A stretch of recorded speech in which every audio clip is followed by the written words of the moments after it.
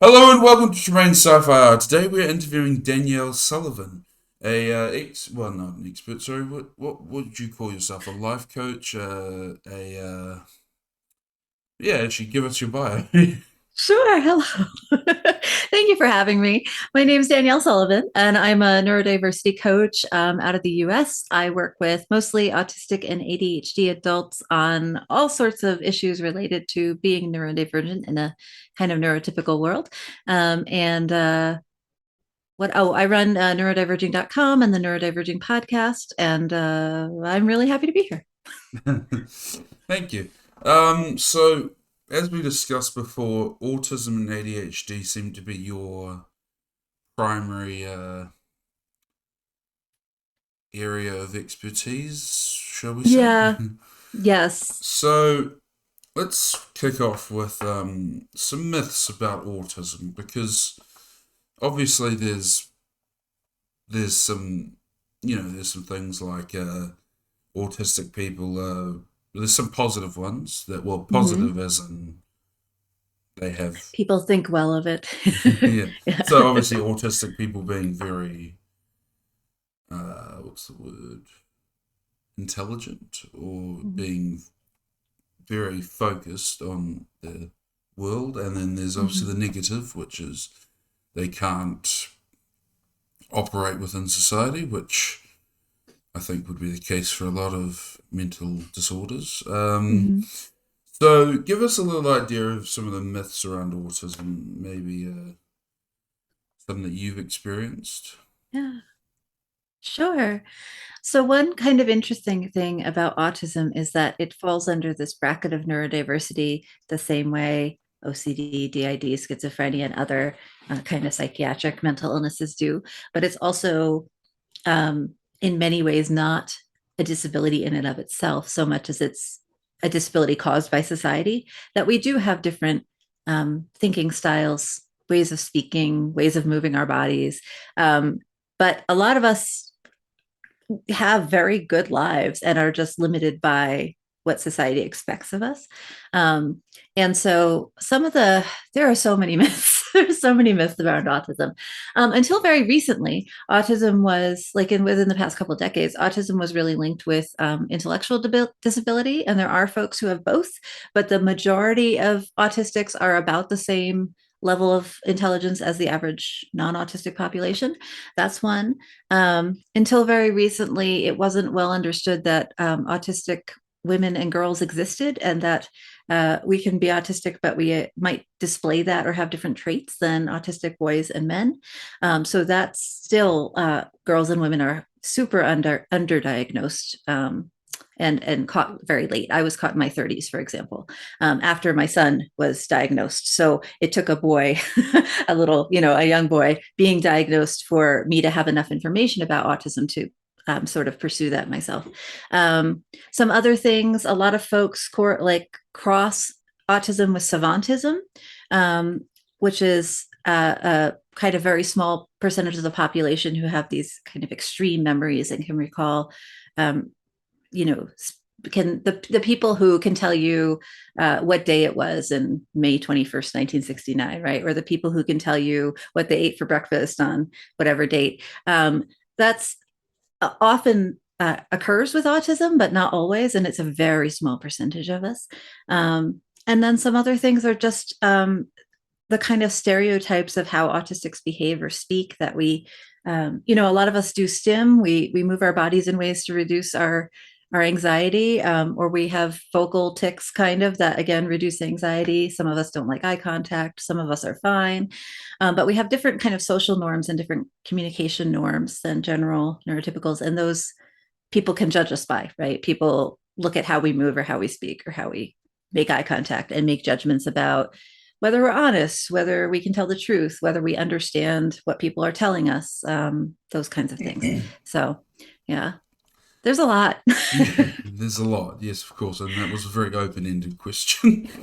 Um, so, so you brought up savantism, which is Mhm. the. Could you give us a bit of an idea of what that is? Yes. So savantism is, I think, and I will just say I'm aware of it, and I've worked with a couple of folks who have this or identify as this, but it's not my specialty. But I think it's about 10% of the autistic population is also savant. And this is a very uh, kind of pretty rare. It's framed as a disability because these folks often have um, kind of limits in what they can do in daily life. Like they need support with daily living skills. They need support with kinds of communication, but they have a very special, highly targeted, focused special interest where they're kind of really into memorizing some kind of data um, and they often have a very visual sort of brain where they can sort of see, and I'm not visual. So this is the opposite of my brain, but they can kind of see in their heads, like, what the weather was like on certain days, or, they can give you a ton of facts about the production of a certain movie or certain baseball games or whatever their special interest is.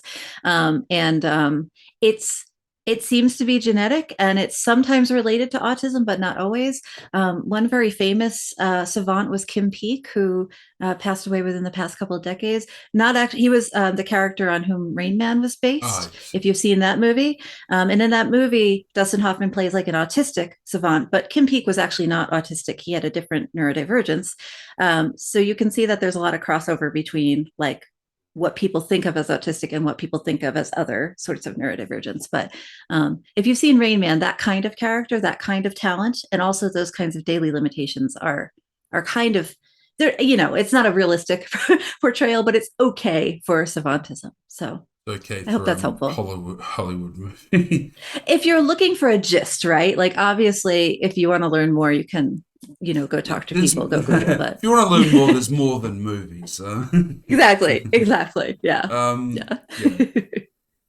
Um, so savantism is probably quite well. Sorry, it is quite rare, and it's It not is. always linked with autism. That's as far as I understand, that is true. Right. It is more common in autistic folks than it is in the non-autistic neurotypical folks, but it's not always exactly. Yeah, yeah. And so you've brought up the term neurotypical and Mm-hmm. neurodivergent. So I suppose I should ask you to define those terms because for Sure. some people it can be, and I speak from experience. I was Mm-hmm. worried about the term neurodivergent as someone who would be classed under that because I was worried it would take away from the difficulties that come with Mm-hmm. certain illnesses. So, can you give us a bit of a background behind that term, and then also what it Sure. I will do my very best. means? So, I'm a neurodiversity coach, and I'm also neurodivergent myself. I'm autistic, and I can't remember if I said that before, so I'll say it now. So I'm speaking as an autistic person. I'm also American, and so most of I work internationally, but my milieu, my the population I serve are mostly Americans, and so these terms might be used differently in different communities, and I just want to acknowledge that. Where I am, neurodiversity refers to this idea that different brains are different. And so we all are humans, we all have unique brains. But if you were to sort of organize human populations based on our skills, our strengths and our weaknesses, and the ways that we think, our styles of thinking and of being in the world, that we would come up with sort of two main sets broadly, very broadly, which would be neurotypical and neurodivergent. Neurotypical is sort of your average person with an they kind of the society is built for them. So people who when you when you learn English in class as a somebody outside of America, and you're sort of training to become you're learning different communication styles. You're learning our gestures and our the way that we use eye contact, the way that we use our facial expressions.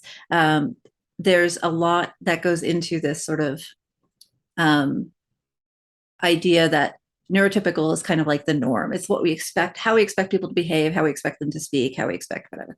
And then there's sort of broadly this other category of neurodivergent, which a lot of disabled folks fit in, a lot of people with psychiatric illnesses fit in, and then there's folks who are not quite mentally ill and also not neurotypical that kind of fall under this bracket. So neurodiverse people, it's a broad term. It includes people like me who are autistic and ADHD, who can appear quote unquote neurotypical in various situations, but don't have basic living skills in some ways.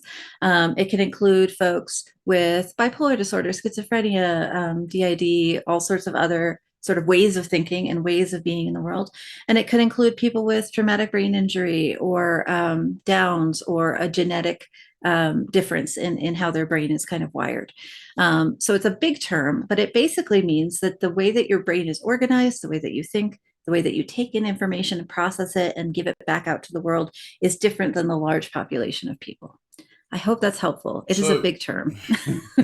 so it's a spectrum. So Yes. to break it down, so there's a spectrum of, so there's neurotypical, which has a spectrum in itself, and then Yes, there's absolutely. neurodivergent, that's a spectrum itself, and then the whole thing's on a big spectrum. Yeah, and there's different ways to sort of visualize it, and I think one of the reasons it's hard to talk about is because different ways of framing it are more useful in certain situations than others, right?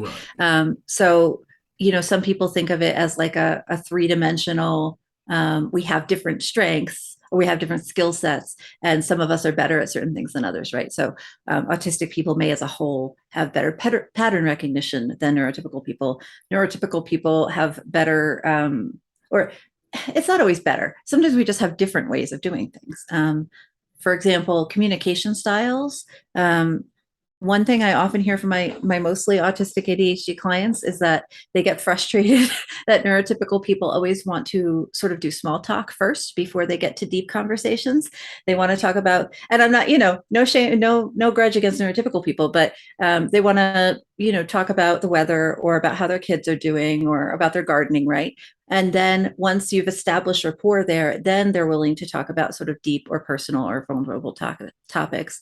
Autistic people are kind of opposite, where they really want to dig right in with this. And this is broad, right? There are individual differences, but broadly, autistic people want to dig right in with these sort of deep topics and really understand you and how you see the world.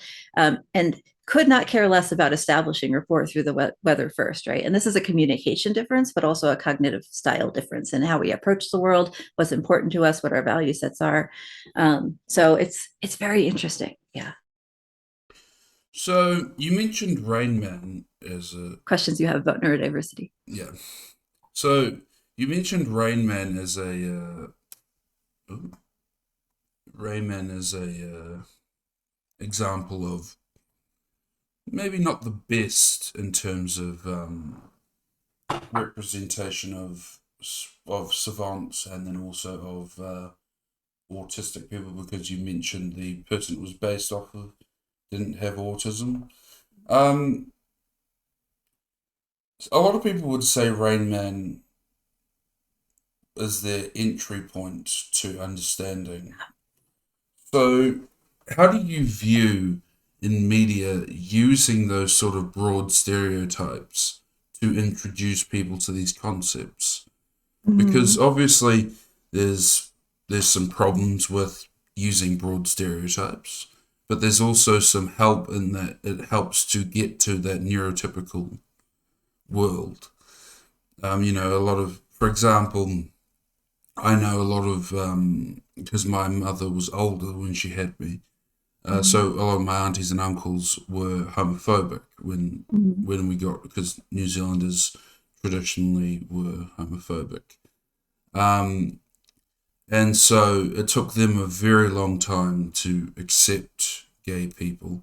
And one of the main things that helped was the way that the more flamboyant, the more, Yeah. the ones, for example, Elton John refers to himself as a girl sometimes as a joke. Mhm. And that's not particularly helpful in terms of how most gay people are viewed, but it is a way for that humor to cut through into. So, can you give us an example of some negative stereotypes that have helped open up the world a little bit more? Sure. So I think there's an argument to be made similar to your um, example of homophobia versus, it's kind of analogous to this argument that any representation is better than none, right? Even if it's bad representation, right? And I'm not saying Elton John is bad representation, rather, but Rain Man could be argued, and this is not anything against the production people or the scriptwriters or Dustin Hoffman, but that at the time, especially, there was a limited understanding of what autism was. A lot of autistic people, at least in the US and Europe, were still institutionalized, or were otherwise not living in the community or in the family, or were kind of like me, where we're quote unquote like high functioning, we mask, we look like neurotypical people. So even though we're struggling and we don't fit into neurotypical society, other neurotypical people wouldn't notice that necessarily. Now, though, now people like me are included in the autism spectrum, but we weren't when Rain Man was made, right? That's my point. So I think you're completely right that Rain Man is a lot of people's kind of entryway into understanding a little bit about the differences between how autistics think and how neurotypicals think, or how we communicate, how our body language. Yeah. Okay. So as you were saying, so what were we saying? You asked me about whether, we were talking about how like Elton John and how Oh he made yes. inroads for homophobia in New Zealand, and is Rain Man similar or not? And then I'm not sure where it got cut off. So Yes. Apparently, apparently the internet is conspiring against me. Um, it happens the internet conspires against us. Yes. against all of us. It leaks information, records you while you're asleep. No. Just imagining the few schizophrenics in the audience going, "What?" No, let's not. No, I've been. I recall the first time some of my paranoid thoughts became quite obvious to some people Mhm. when they there was this thing where I'm like, why is that radio just why are they that's some weird stuff to publish, and they're like, that radio's turned off. Oh And so, no. I mean, at least that's a very clear, clear recognition. Uh, yeah, and then they started thinking something not right with Tremaine. And yeah, but I got caught very early, yeah. um, which is probably why I'm. What would you use the term? Not high functioning, because I'm not high functioning. I'm very low functioning, but Yeah. in terms of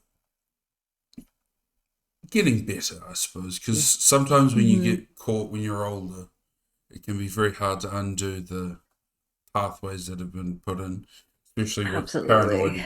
especially with paranoid illnesses, because Hmm. you're very your insight has been damaged, and your what would you call it? Your more your ability to get out of that concrete mindset is a lot harder. Yeah. Um, so just moving back to Rain Man being a good entry point. Hmm.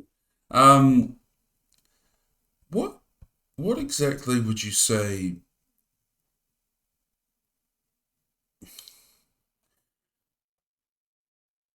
Would you say understanding the struggle is more important than understanding that there's not always a struggle?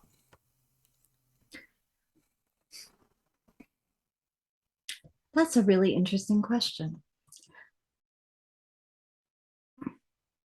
I don't I don't say this to sound like depressing or like it's life is terrible, but I don't think I've ever met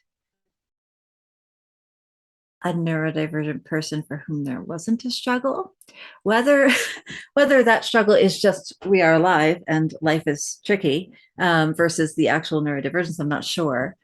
But most of us, and I would hesitate, well, I would hazard to say that most disabled people, and I don't mean people who have a physical disability, but people who are sort of disabled by society, where society does not support us and does not want us to be the way we are.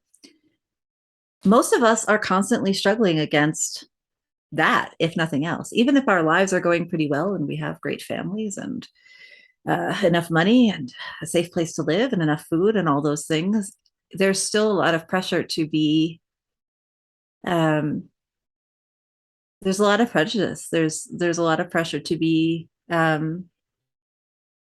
the way that society pushes us to be, different in different places. Obviously in Yes, the yes. US there's a lot of push to be individualistic. There's a lot of push to be, white and rich. There's a lot of push to be, women should behave like this, men should behave like this. There's compulsory heterosexuality that a lot of us are struggling against, right? So there's all these pressures, um, and everyone is struggling with them, but there's a layer for disabled folks or neurodivergent folks that is not there for people who are not disabled. Back into So, the morning. Cool. yeah, So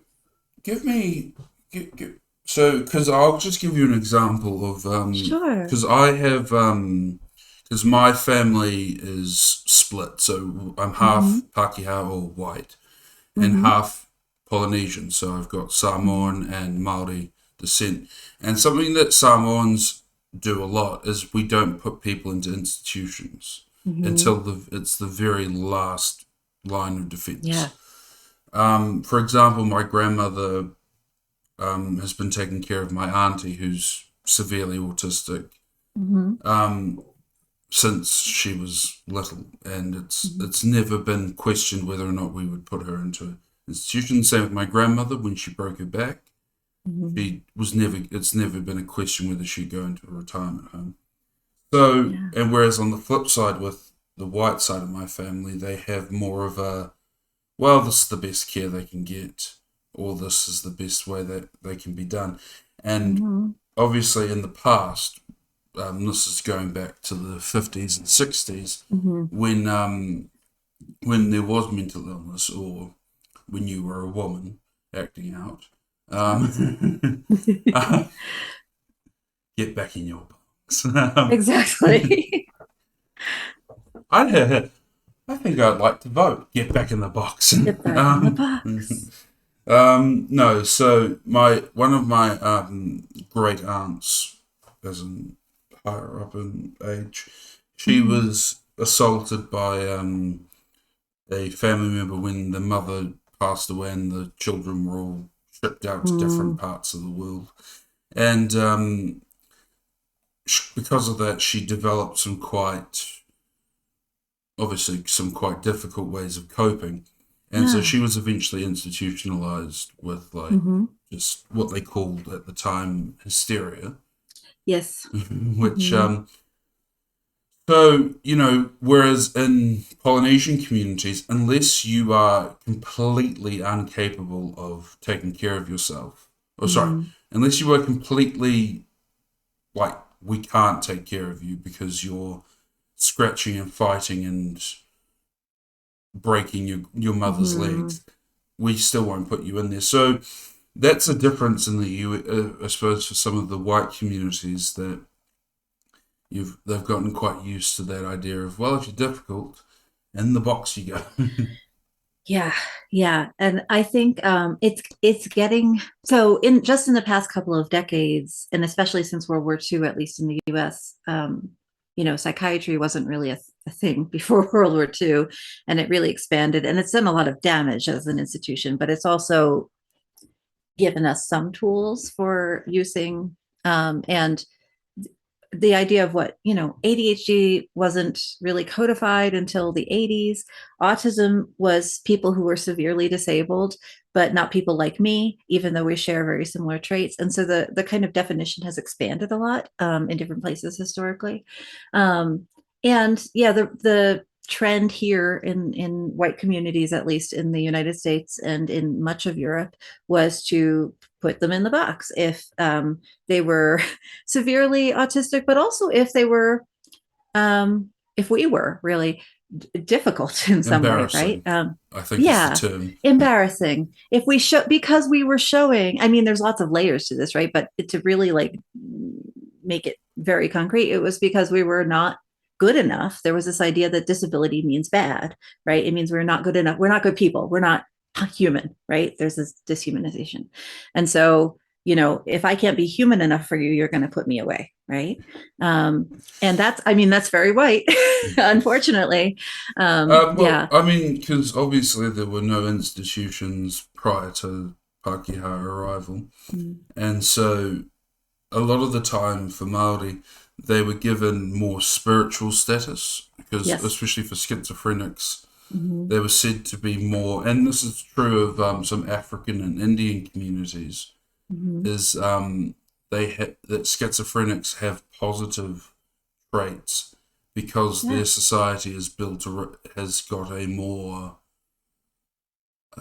what's the word, more positive view of the disability that you Mm-hmm. make. Well, we call it a disability, but Yes. sometimes it can be a disability. Mm-hmm. Schizophrenics, particularly schizophrenia, can be quite debilitating. Mm-hmm. Yeah. And yeah, so what? Well, we should probably talk about sci-fi at some point. um, We'll get there. so a book and an author that we've interviewed on this channel before, Mm-hmm. Jazz Stewart's had a pack of mutants who were what would you call it? They were a mixture of this other race and this and human. Mm-hmm. And the ones that were able to talk were called savants. Now, inclusion of so this is I'm not asking you to trash Jenny, but what I'm asking I is haven't read the book, so in using terms, do we have to be careful? I think so. I mean, there's kind of two sides to this argument that I've had presented to me. So, on one side is this idea that words have a lot of power and that words identify communities, and that each community should get to decide how they're labeled, what that means. And that is a way of taking back our authority, right?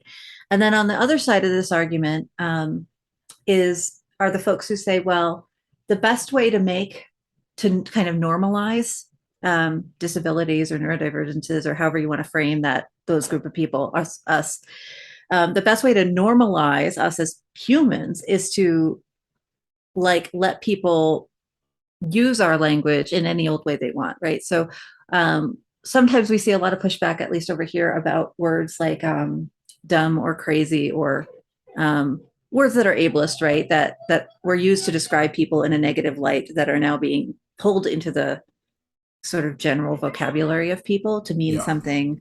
And a lot of like autistics, for example, with the word savant, like you said, right? Like we have some pushback against that. It's like, no, that's not really what it means, right? Or saying I'm just a little OCD when you mean that you like to keep things clean. Like we're like, no, that's not what OCD means. You're minimalizing people's understanding of this kind of complex state or set of traits. But there's this other side of the argument that says, well, if people identify with the idea of OCD or dumb or crazy or whatever it is, and they use it to describe themselves, then we're giving that word less power and we're welcoming those people into our society as humans, as people, right? right. Instead of, but it's, yeah, and I'm more on the other side. I'm more on the this is my word, it's, This is but my word. this is mine. It's mine. This is Yeah. mine. Yeah. So what I would ask there is, do you think the term OCD obviously is one of the Mm-hmm. most commonly, no one's calling themselves, I'm a bit schizophrenic, I'm a bit Not yet. I'm DID. sure we'll get there, Sure, but we'll get yeah. there. But do you think the reason that is well, one, obviously it's due to poor education around Mhm. mental illness, but For sure. the second is also the profitization, the marketability, should we say, Mhm. of mental illness now. So we've seen, like, for example, an increase in diagnosis of certain disorders For sure. that may not necessarily be Mm-hmm. necessary. There's obviously people who are being diagnosed that is necessary, but there may be a more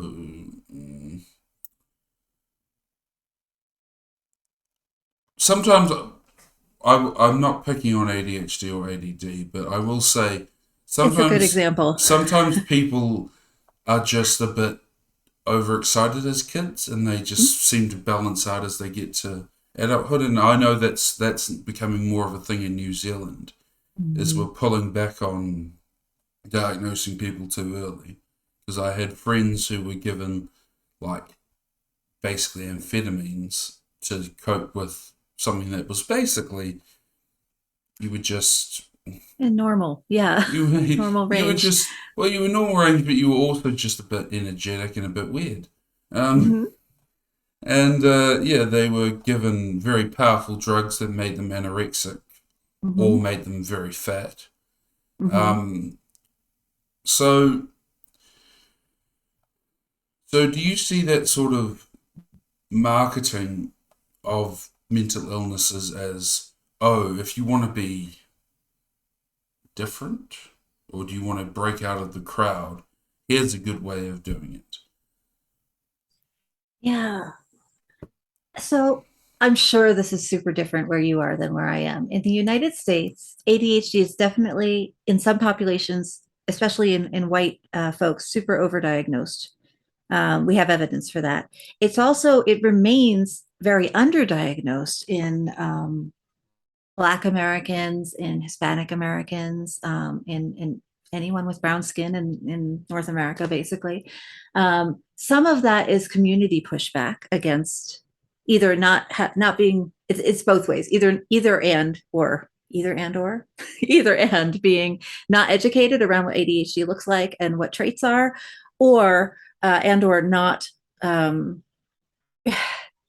being willing to put your kid in a white capitalist medical system that's going to use them for whatever it can, even if they are ADHD or whatever, which I very much understand.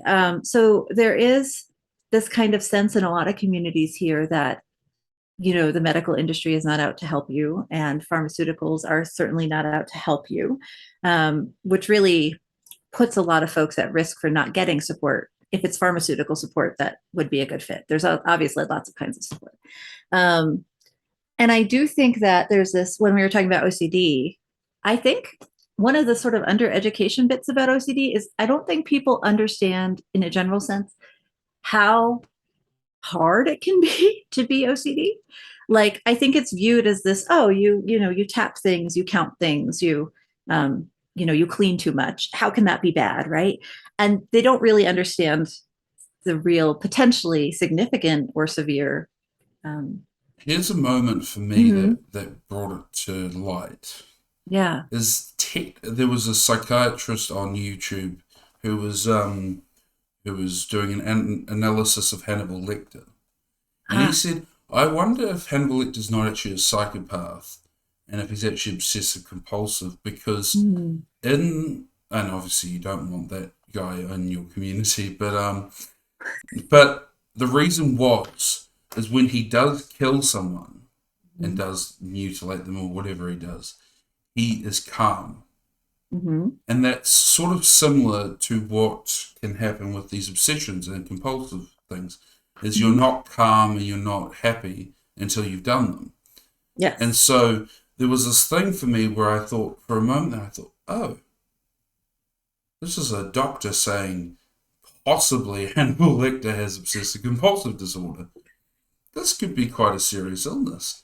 For Mm-hmm. me, it made it clear that it's not some. And then, of course, as I was put into more and more institutions, I met more people with obsessive compulsive disorder and Mm-hmm. realized one, they're a pain in the ass, and two, they're quite sick. Yeah. Yeah. I don't think sick as in what I mean. Um, Yeah. They need support. they need support, They're struggling. Yeah. and so for example, one lady in the thing was so obsessive that she couldn't stand the fact I was using the public toilets Mm-hmm. that we all had to use, the same one as her. And because I can get quite, what's the word? Stubborn? No. I got a little annoyed because she was Yeah. constantly harassing me about it. So Hmm. eventually I just started using the toilet to piss her off. Hmm. So yeah, which is a strange thing to say. Um, but it was very much something I thought about after I had left that place. That I thought it's interesting how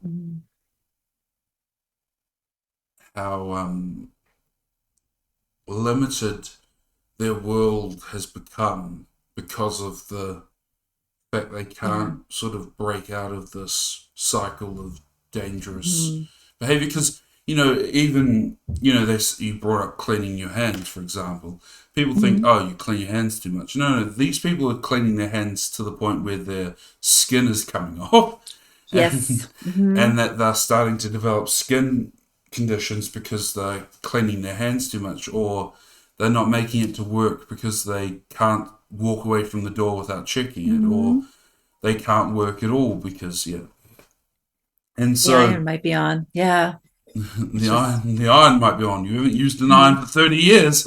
Yes, but it still might be on. So, You don't have an yeah, iron. Yeah, but what if I did buy one? it's really, I mean, it's like, it's really tricky. And that's kind of why, to kind of slide back to our conversation about like terminology, right? Is it better that this terminology is used by the population, or is it better that, not better, but like for me, I really think like we shouldn't be generalizing specific conditions into kind of common language, because OCD is a great example. Like it seems harmless and people aren't educated about it, so they use it as if it's harmless. But the real folks with OCD then can't get support they need and can't get people to take them seriously when they're scraping the skin off their hands, because nobody knows what OCD is, and everybody's used to hearing it in the sense of it's minor or it's But also, low impact. what it does as well, and Mm-hmm. this is something I'm speaking from experience with, is it Mm-hmm. means unless you are violent or unless you are dangerous, no one will Yeah. take you seriously.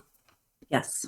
Yes. So recently, a few months ago, I was admitted to hospital because Mm-hmm. I had a suicide attempt, and because of that, because I'm not a violent person usually, and because Mm-hmm. the core personality, me, Tremaine, Mm-hmm. is not violent, they were keeping me in a observation room in the hospital. And Okay. this room was pure white. The windows were frosted, and there was a loud droning noise from the air duct. Yeah. And I was there for 6 days, and I couldn't leave because they didn't want me to, escape the Yeah. hospital. And I had a security guard in the room with me 24/7, and so slowly I was starting to go more and more like, It's a sensory nightmare. this is a The light and nightmare. the yeah. And so, but what triggered it eventually was when my doctor from the community came in and said, I have no way of getting you into the hospital because they're not listening to me. The Mm-hmm. other personality known as Angry Man went, oh, I'll give them something to fucking, I'll give them something Yeah. to fucking think about. And I can see you the video, he destroyed that room. Mm, He yeah. tore the ceiling down. He Wow. pulled parts of the Hmm. wall apart. Yeah. He smashed up the bed. And because we're in New Zealand, I don't have to pay for any of that. But I'm not jealous of you in any way, but just about the bills, just a little bit. Yeah. well, But yeah. I he mean, he knew you needed support, so he got you support, right? Like, well, yeah, but it's not. It was a brilliant thing because afterwards I so basically, if you imagine, this is what I experienced. I was mhm. sitting on my bed thinking, man, this sucks. What can I do about it? I blink, Mhm. and I'm in the corner of the room, and the entire room has just been destroyed. And I'm like, Yeah. I thought an earthquake had happened. I was like, what the Yeah. hell? And I Yeah. pulled out thinking, help? And then Hmm. then my mum came in and she's like, do you know what you just did? I'm like, no. He's just Hmm. like, look around the room. Yeah, I'm like, yeah, Yeah. you did that. How did I do that? Wow. Yeah. There were parts of the Yeah. wall like there was blood on the wall. Like there was everything. It was just, and then somehow I broke the glass as well, which. Wow. That's Well, you have to remember. impressive in a not positive way. Yeah, What's the word? you have But to it's remember. kind of impressive. People can't Yeah. see me, but you can Hmm. see I'm quite big, Hmm. and this personality thinks he's 12. Hmm. So a 12-year-old doing that probably would have been able. The people would have just walked in and sat on him, and he wouldn't have been able to do anything. But if Hmm. you're my size at my age, you're not very. It's not very easy to contain you. No, no, not at all. But yeah, so yeah, that's what I mean. If you start to normalize, which is something I've seen a lot, the term normalize, which It is a confuses weird me. word. It Yeah. confuses me. It's like the hippie word, like actualize. No, Hmm. it's it's strange because that just to talk about that word, they say Hmm. it as if we can do it consciously, Yeah. as if Hmm. like society can move in one direction consciously, as Yeah. if we chose to normalize certain things. Like no, no, they just happen. They just happen. I kind of think of it as, have you ever seen that, or if the audience has, that diagram of the monkey and they get a little bigger and a little more upright and so until they become a human? Yeah, And I look at that and it tricks you into thinking like evolution has a purpose, right? Evolution made small changes over millions of years on purpose to get to us humans. mm-hmm. And it's like, no, evolution screwed up a bunch until eventually humans came, right? And that's not to say there's no morality in that. It's just No, a set of things that happened, right? Good and bad. And society is similar. Like we're a bunch of people. We have a bunch of different things going on with us and we're not as a society always leaning in a positive morally good direction, right? And often we're not, right? um, and I also think that there's this idea, and I mean I've used the word normalize, I probably used it in this video because, or in this podcast, excuse me, because it does give a sense of generalizing, right, some yeah, a concept into the populace. But really in my opinion, we don't really want to be normalizing disability or mental illness. We want to be making everybody more educated and inclusive around all these different quote unquote abnormal people like you and me, right? We don't need to be normalized. We need you to understand that we're not like you and we're not going to be like you. And that's fine. We're not like bad because of that, right? which is where So, therapy has gone. Therapy's now mm, moved, well, at least in New Zealand, is moving yeah. away from trying to get you to cope and, well, sorry, is not trying to get you to act normal. It's trying to get you to Mm, cope with the fact that no one's going to give you a break. Well, at least that's yeah. what they're doing here, because I know that, especially in terms of some of the industries that you can go into, that Mm, they're not very, they're not very, I was a chef for a while. There's no HR department in yeah. those In the kitchen. for a reason. Yeah. Uh, because, well, a lot of men, Hmm. and they like to do what they want. Yep. And they like to say Yep. what they want. And even though it probably isn't as helpful as they think it is, they all look at Gordon Ramsay and think, this is what I want to be. Mm, Because he has money and not really acknowledging the fact that he probably doesn't do that constantly on. He probably just hams it up a little bit for TV. I hope so. I don't think he can be that successful and be that in an industry that requires teamwork and Hmm. be that.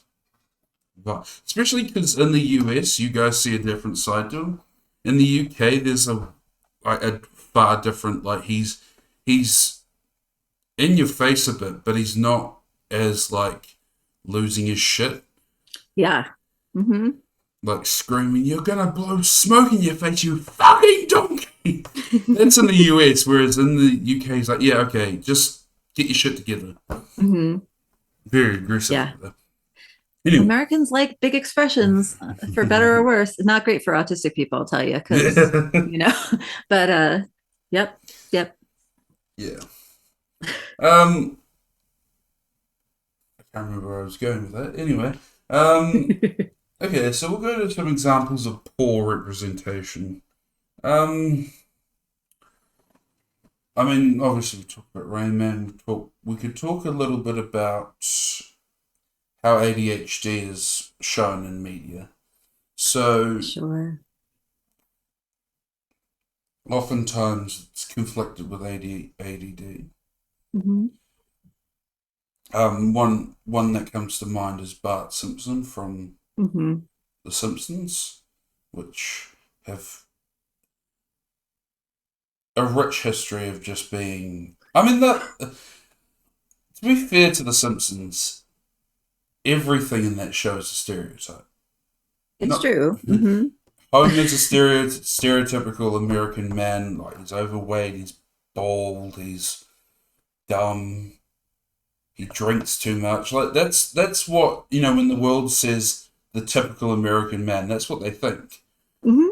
Marge is the typical 50s housewife with the crazy hairdo. Hmm. She's very overprotective, very clean, very and Bart is the typical American boy who, is he's got a slingshot for some reason. Anti-authority. Anti-authority, yeah. And that sort of classed him as, when it came into, like, actually, that's a good example. In the 90s, that was just, oh, he's just a bad boy, he's just a Yeah. rebel. Hmm. But then in the 2000s, and then in the 2010s, and then now into the 20s, they they're seeing him more as someone with ADD or ADHD or any of the attention disorders. So give us, I don't know how much of The Simpsons you've watched, but give us an idea of how that's affected. Sure. So in the United States, just to clarify for folks, because I don't know like how this is framed around the world. In the United States, ADD as a diagnosis isn't used anymore, and there's ADHD, and there's two types. There's ADHD, so ADHD, attention deficit hyperactivity disorder, and there's inattentive type, which is ADD, but sort of daydreamy, not very hyperactive, just daydreamy, not really focused, looking around at the sky kind of person. And then there's hyperactive type, which is the Bart Simpson, like the jumping over the walls, having trouble focusing, impulsive. And then there's combined, which is you have traits of inattentive and hyperactive. So that's how the United States talks about ADHD. So that's how I'm going to talk about it, but it might be different where you are. Um, and I have seen, let's see, I was an avid Simpsons watcher when I was younger. I'm in my late 30s now. I can't say I've seen like the most recent chunks of seasons. So when I was originally watching, it was very much like Bart is just a troubled child, right? He's anti-authoritarian. He gets into trouble. He doesn't want to do his schoolwork. He pranks everybody. He's mean to everyone, right? He's highly impulsive. So I can certainly see how if you really wanted to look at that and say it's ADHD, you totally could. He has traits of ADHD in certain ways, like that impulsivity, difficulty seeing into the future and making good decisions based on the future, having a lot of energy and putting that energy sometimes into ideas or projects that aren't really maybe in the best interest of themselves. And also just that energy, right? That bouncing around, that jumping around, that not wanting to sit still kind of stereotype. So all these are stereotypical ADHD, especially hyperactive. You also, this is the kind of ADHD you see stereotyped as young white male, right? And when you see a Black child, at least in the United States, who has these similar traits, they're not ADHD, they're bad, quote unquote, right? They're just not trying hard enough. And same of other folks of color too. If you see a girl who's acting this way, she's usually not thought of as ADHD. She's thought of as, not trying hard enough. Or she just wants Being a attention. tomboy. Or she just Yeah, wants she just wants attention. attention. Thank you. So I think that the reason one of the reasons that people want to interpret Bart Simpson as ADHD is because he's a boy. And if he wasn't if Lisa was doing that, I would be really interested to see if anybody would have ever been like, oh, she's an ADHD girl, right? So that's one thing, is it's like a highly gendered stereotypical presentation. um, I also think it's kind of important to talk about that um, a lot of the traits that we see common in ADHDers are also traits that are common in traumatized kiddos. So anybody who has a lot of adverse childhood experiences, Are you right? saying Anybody Bart who may have been had, traumatized? I don't could you? know. I know, it's I can't unbelievable. think of anything that they have traumatized them. I know, right? Oh my God. So I just want to bring that up because and I'm not saying that ADHD is caused by trauma, but that there are very similar traits in kiddos who've gone through complex, especially recurring traumas, and kiddos who have had no traumatic experience but have a lot of ADHD traits. And so what I'm really interested about is, why do we want to interpret Bart as having what we think of as a simple, easy to medicate, like medical condition, as opposed to being a traumatized child who's been like abused by his father and is not supported in school and all these, Well, do you know what's so it's interesting? really interesting. In the in one of the episodes, I think it's where Bart gets a tank and fires at a satellite, which is just an amazing concept. Sorry, you caught me while I was drinking and it was not a good. Um, so he's given something called Focusin, and it's Okay. a drug that makes him paranoid because that's Mm-hmm. what a lot of these mind-altering drugs with Yeah. have some side effects that are not very good. And so he's diagnosed with ADD by the doctors, and then the parents margin home and can't afford the medicine, so they have to go Mm-hmm. to a experimental drug. I'm laughing because it's so American that you wouldn't be able to afford a drug that they're prescribing to everybody. It's Well, like, yes, that's exactly it. that's what confuses a lot of us and the rest of the West when we watch American media. Because, well, obviously less now, because now we know. Like, we used to watch American media and think, wait, what do you mean you have to pay for the hospital? I've never paid for the hospital in my life. What if Mhm. I need that? My first child, it was, this is slightly off topic, but I had a non-medicated easy birth with my first child, and we had insurance. But when I got the bill after the birth, it was like 14,000 something dollars. Most of it was covered by insurance. But if you're not insured, or your insurance doesn't cover or whatever, yeah, just for having a baby, like I'm allowed to have a baby, you know. So Well, you're not wrong that there's something wrong over here. you Yes, may there is. you may say that you definitely need to have a baby now. Yeah, There may it be was. a slight thing that may have occurred recently that may make it a bit harder to not have a baby. Yeah. Yes. Well, luckily I'm of the age where it's starting to personally not become an issue, but it's something that is certainly, we're working on hard over here to push back against that. But yeah, Yeah. it's a mess over here. Yeah. You know just as well as I do. Well, yeah, I've been reading every so often. When I read the news apps on my phone, I just think, Don't read those. This isn't good enough. Yeah. well, the BBC and Al Jazeera are quite good at Hmm. just reporting. I mean, there's Yeah, some bad stuff going on across the world, but it's true. Yeah, going back it's to true. Dark Age era legislation's quite interesting. Yeah. um, And of especially, course has an extreme effect on disabled folks, right? yeah. Because we already had less ability to get health care and pay these exorbitant fees, right? And now we don't have basic reproductive health care either. So Well, yeah. you have to roll that dice Mhm. if you're Yeah. born in the right state, I suppose, isn't it? Yeah, so my state protects abortion access, Yeah, that's what I thought. which I feel very grateful for. But the fact that is, I think none of the states surrounding me do Oh, currently. And so,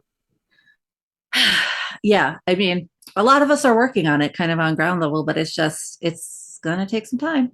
So, well, also, yeah. isn't it true that the same logic that was used for Roe versus Wade and Casey versus Planned Parenthood Mhm. was also the groundwork for the gay marriage bills, Yes, and even the gay marriage bills, interracial, and the interracial marriage bills, and also even going so far back as to women are allowed to vote, because the oh, argument is, and this is, I'm not a lawyer, so like if you're listening and you're an American lawyer, you should tell Tremaine the truth. But from what I understand, a lot of it is based on this stuff isn't in the Constitution, right? And there's lots of rights, lots of basic individual rights that aren't in the U.S. Constitution. And so if you roll back those because you they're not in the saying Constitution, you saying the white slave owners that wrote it may not have had the had the white. best interests of everyone at heart. Yeah, not even their wives, not even, yeah, and certainly not everybody else who's here, right? Everybody else who's here. So, uh, I mean, so something we should say, just because I don't want all the Americans to think that we're just coming down hard on you. Um, I'm everyone, American and I'm coming down hard on us, but every country has had a dark period in its time for of sure. race. It's just that for some reason you guys are starting to regress.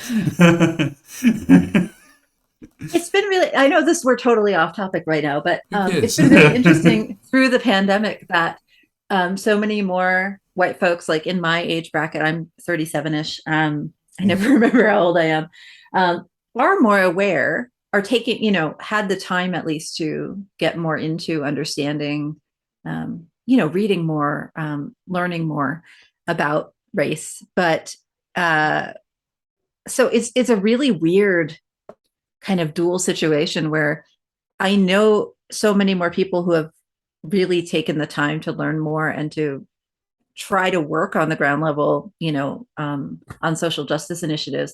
And at the same time, we're seeing this huge kind of legal rollback in the bigger sphere. So it's very odd to be here right now. I'm sure it's odd to be anywhere in the world right now. But the Well, ground level politics are so different than the kind of high tier politics. It's I don't know how much you know about New Zealand's COVID response, but a bit. You around the just world, shut. You did it right. around the world, we're famous for doing it right. Right now, the leader who put it into place is on the verge of Mm-hmm. being voted out because Yes. people have listened to American media. Yeah. I'm sorry. We do hate you it too. do you know We what also don't happened? want you to So listen to American media. do you know what happened? Yeah. I noticed this immediately. So the first lockdown we had, when people Mm-hmm. had to wear masks into public places, there was no problem. Then Mm-hmm. America had part of the pandemic. Then the next time we had to lock down and had masks, there was protests about the masks. I'm like, Mm-hmm. okay, so you guys are just like, you guys are just copying what the Yanks are doing. So stop. Don't copy us. We are, and that's the problem. Like when I was talking before about, we were talking about institutionalization and how um, some of the issue in America is that we are trained to be individualistic, right? We're not supposed to depend on other people. We're not supposed to be community oriented. A lot of us are pushing back against that, but that's kind of like the ground that we're trying to dig up, and that means people stopped wearing masks right away because if you already had COVID, you couldn't get it again. So who cares about everybody else, right? Um, don't listen to us. We're I personally think that the future of social justice is in community organization and response, right? And we have no community, at least the white people. There are plenty of people with community, I'm sorry, but the white people, and I'm including myself in this, we're not trained to be community minded. And it takes us a lot of work to get there. And a lot of us are not there yet. Yeah. Well, we So should probably talk probably about wrap up. anything related to your actual podcast. Yeah. No, I Sorry. mean, probably wrap up because it's been an hour. I Okay. don't want to keep you too long. So, just some closing words maybe might be. Mm. Oh, that Good was luck. amazing. I don't care. I really enjoyed the conversation. It was really I interesting. encourage Yeah. the our Instagram page has the word "get into a fight" in the comments. So we encourage people to fight in the comments Mhm. because it drives up the interaction. Yeah. Yeah. And also it's, fighting is a step one in a communication process, right? Maybe it's not always It's the not the best way, best. but it's a you know, So we got to talk to each other somehow. So somehow. give us some closing thoughts on. Sorry, you're going to put it on me. I was waiting for you to have the closing thoughts. I can have closing thoughts. That's okay. Yeah, so give us some closing thoughts on where you think we are at this point in time. So, we talked a little bit about everything. And so where do you think we are in terms of improving on autism and ADHD representation? Do you think we're In improving media. in as a whole, or do you think Mhm. we're improving in small parts of the world? So I will just say I am most familiar with American media. I do watch like BBC and um, some kind of worldwide media, but at least in kind of popular American media, the representations we have are not great. They're highly stereotypical. They're often white people of a certain age. We don't have a lot of elderly or very young people, people who are not white. We don't have a lot of not men.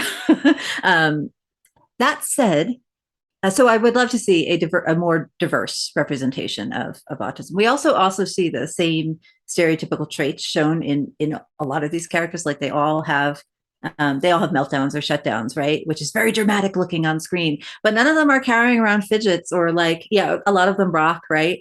And I rock, my kids rock, but like we do other things too. You don't always not all autistics rock, right? You never see us on screen carrying around like ear defenders or being excited and stimming with our hands or doing lots of other artistic traits. So, although I am glad that there are autistics and ADHDers on screen, um, most of the representation I've seen is still super stereotypical and reductive and limited. But like I said earlier, I do think it's better to have some kind of representation than nothing, right? Because at least the representation we have, people can engage in it and start to think of us as human people. And from there, hopefully, we'll start getting more diversity in the representations that we're actually seeing, right? Um, Similar to, as you said earlier, representation of gay people on TV used to be highly stereotypical and all white people and all of a certain age. And it's not perfect now, but we at least have more diverse representation of queer people kind of in all sorts of colors and ages and types of relationships, right? Still imperfect, much better. And I think autism ADHD representation is going there too. I hope. Excellent. And just some closing things from me. I think if you want to improve media, you have to have people who have experienced it in the writing room and in the production Absolutely. staff and in the executive staff. So if you're listening and you're autistic or have ADHD, there's your job. Go become a Mm-hmm. movie star. All right. Thank you all so much for listening. I don't know how many of you made it through the abortion thing, but if you have, don't forget to check out Danielle's podcast, Neurodiverging, right? The Neurodiverging podcast. Yep. You Yep. can find it wherever you get your podcasts. Yeah, me too. Do you know what? Yeah, That's you hard. too. It's weird, right? Because you say that Yeah. and they're like, no, no, but like which platform? I'm Where like, do I I get the don't care. podcast? I It don't care should it which should be platform you anywhere. do. All right. Just Thank listen to it. thank you. Don't ignore ignore everything. Bye.